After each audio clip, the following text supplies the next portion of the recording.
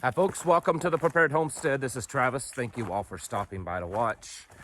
This morning's video, some of you will be okay with it because you understand the severity of all the stuff that's going on. There's probably going to be a few that I'm going to hear a lot of, oh, you're just trying to spread that fear porn. Oh, it's such doomsday. Oh, it gets me down. This is just too much. Why do all you preppers talk about how bad things are going to be? We talk about it because you need to hear it, because it prepares you. It gets you ready, and it lets you realize just how bad things are. And I think that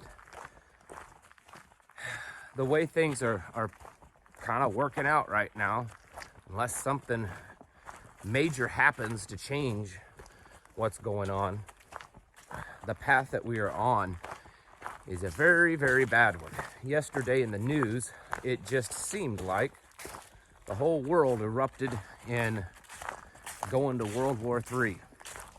I mean, of course, things have been moving on the chessboard for a while, but it was like yesterday, every possible actor that could be involved in this, something happened. North and South Korea are lobbing missiles and flying jets over each other and shooting artillery at each other. North Korea just is completely convinced that the United States is going to invade and finish what they started back in the 50s.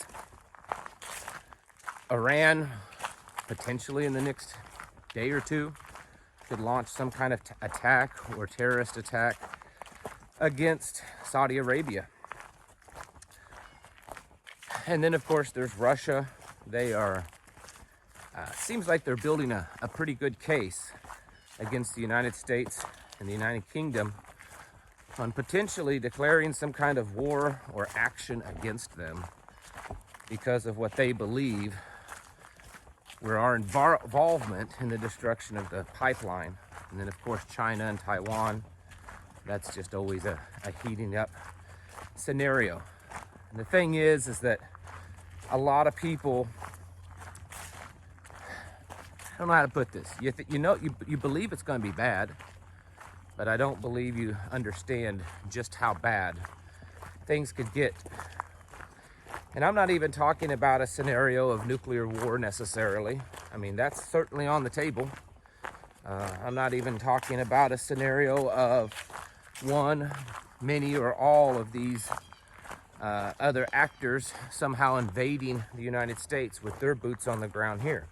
Not really talking about that. I'm talking about just some type of conventional ground war between us and one or several of the pre-mentioned nations. Most Americans think of war and how war works based on the experiences they have with it, whether they served in some type of military service in war, or they've just sat at home and they've watched it, play out on their TV screens.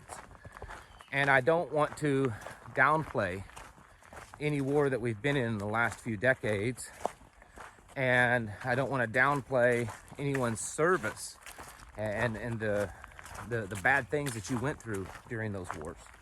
But the reality is the wars that we've been in the last 20 or 30 years have been relatively small wars.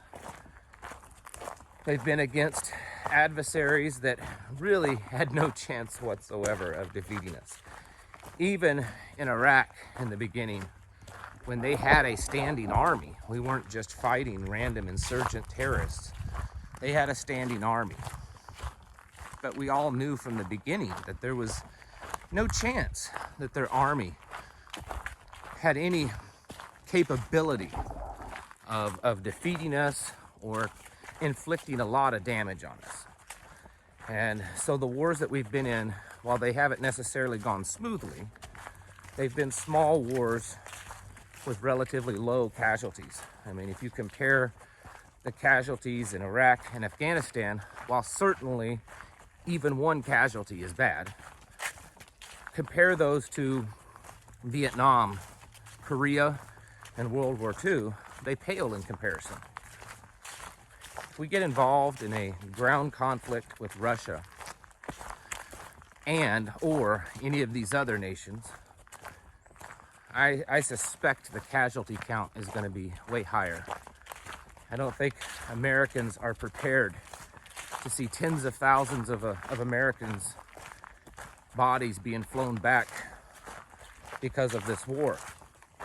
And I don't think that Americans are prepared for what will happen here. And I'm not talking about an invasion here. I'm talking about the reaction and the actions that will have to happen to support a war like that. The previous wars we've been in the last few decades, America, for the most part, was in a decent financial place. Decent supply chain, decent economy. I mean, certainly you could point out times that things were pretty bad. But they were never really bad enough to greatly affect the war effort. Partly because it wasn't that bad economically, and partly because the war wasn't a grand, huge, massively involved war. This one is going to be very different.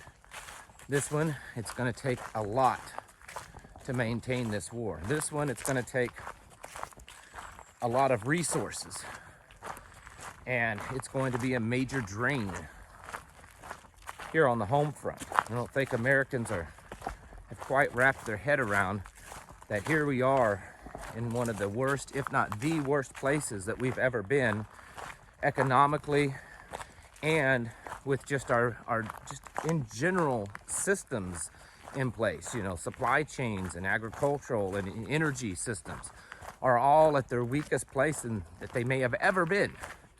And we're entering into a war. Wars do typically help the economy because it gets people out working to get into the war effort. This time it may be different.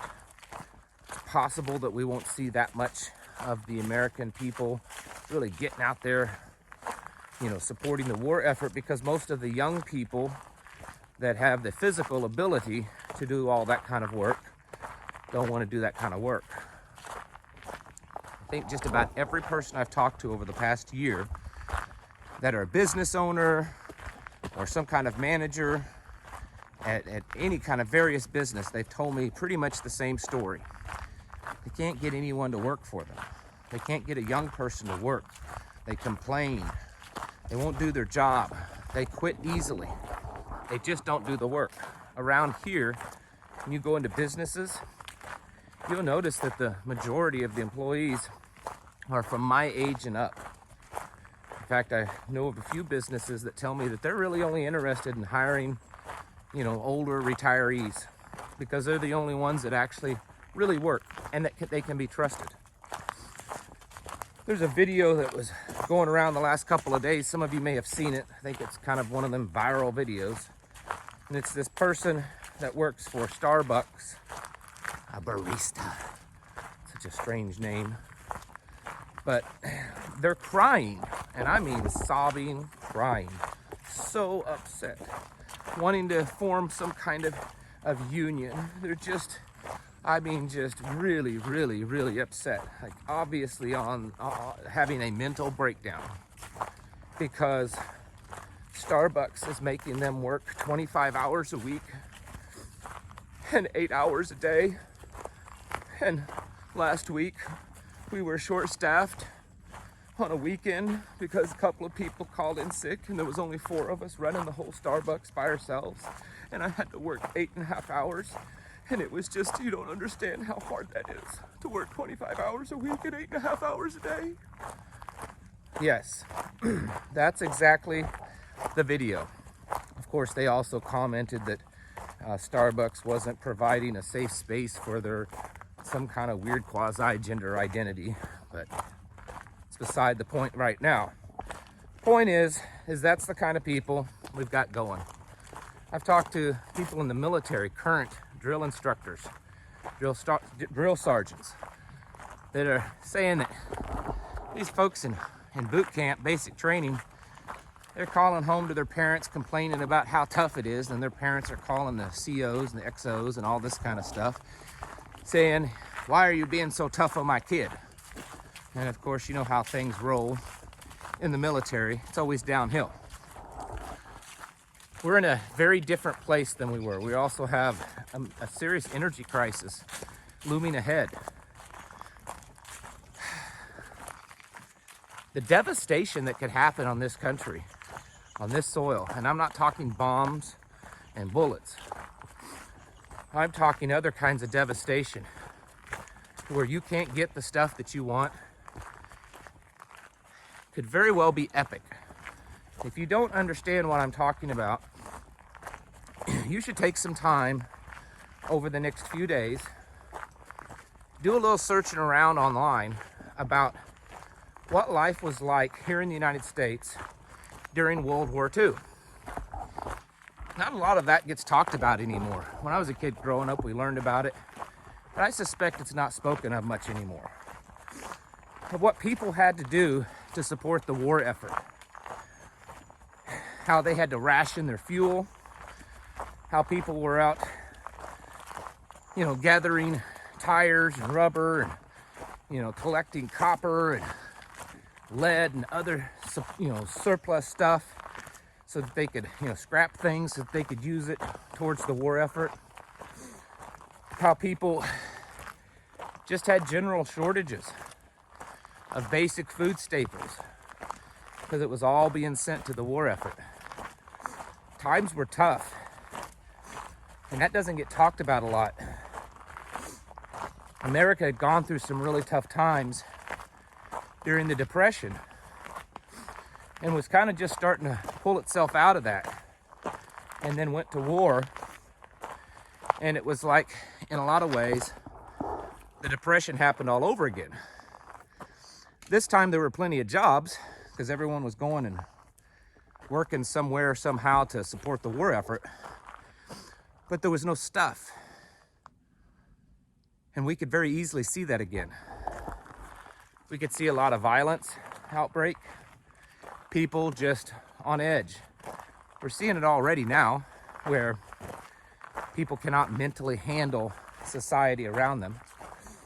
How much worse is it going to be when they can't get the new version of the iPhone, or they can't get some kind of part or upgrade on their Tesla car and it's just sitting there, or they can't charge it, or they can't go down to their Starbucks and pay the slave labor that has to work for 8 hours to make them a $10 coffee.